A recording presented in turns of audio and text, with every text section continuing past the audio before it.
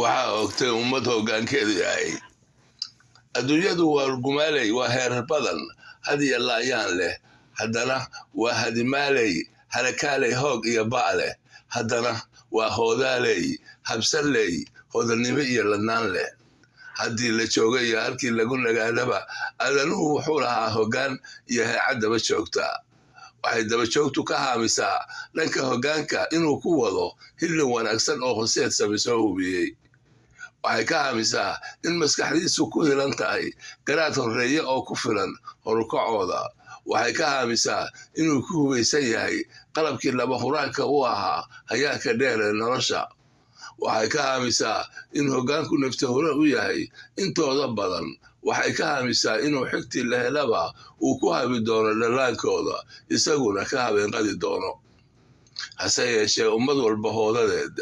kuwuu u dhaboobay hamigoodii kuwaase ku hanqaarmay wax ay hiyiga gashaanba ummadda soomaaliyeed halkay joogtaba way ku hawilantay badi hogaamiyaasheedii ma habaar ku dhacayba ma waxay hore u galabsato haatan laga jarayaa ma samarkeedaa lagu hubinayaa siday ahaataba waxaa hubaal ah inay ku hawilantay midkay madaxnimo ku holisaba hebelkii walba ee madax ahaba waxaa dhaqan u noqotay inuu halkii booba hantidii ummadda dhextaalka u ahayd waxaa hab u noqotay inuu hantidaas u rogo lahaansho gaara uu daaro dhaadheer iyo deerar wacan ka samaysto waxaaba in badan dhacday inuu ku doono hantidaas haashaar gobeed halkay ahayd inuu la hullaabto gudnimada iyo gaadaxumaanta ah hadduu ka guro naaskaas irmaanna waxaa caado noqotay inuu hulkamiyo colaad isagoo beelo nabad u yaal habarwacasho kula dhex rooraya dhalintas haysta waxaa hal tusaaleed u ah hadba kii ka muuqda bulshada oo horumar gaara haabtay waxayna heerarka sare ku higsataa howlkarnimo iyo dadaal halkay ka ahayd in wanaagga iyo waxsandoogku noqdaan hal tusaaleedyo waxaa noqday heerka lagu hirto madaxnimo dhaqso loogu tabcado oo loogu taxaasho sidaasna waxaa ku halligmay hamigii toosnaa ee ummadeed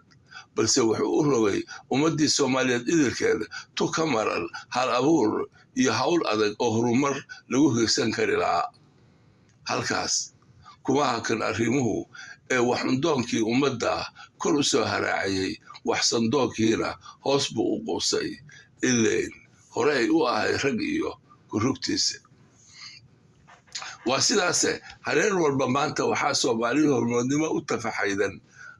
xolomabadarkii haraaga ahaa ee aan halna lagu aamini lahayn hadday arrimuhu quban yihiin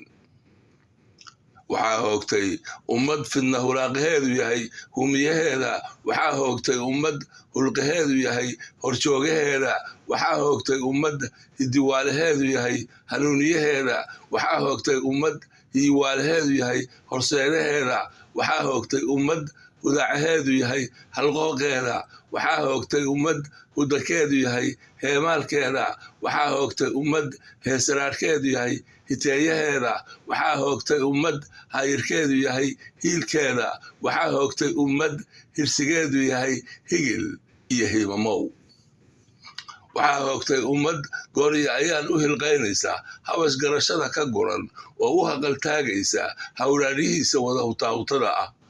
waxaa hoogtay ummad hiraab walba u taagan inay haniyaha jartakeeda hoodaanka ah oo haddana hebeeraysa inay hanka goyso haladkii xiga waxaa hoogtay ummad aan iska horayn karin hirtaan iyo abuuraheeda oo halkii shalay ku honegtay maantana lagu hamboorinayo waxaa hoogtay ummad harimaheedu tahay habkii ubadkeeda waxaa hoogtay ummad ka hadaaduntay inay danteeda ku heshiiso waxaa hoogtay ummad halkable u yahay hidisaaga u hogageliya daraheeda waxaa hoogtay ummad holgara oo halqasaflaheedu yahay haamaansi iyo hasid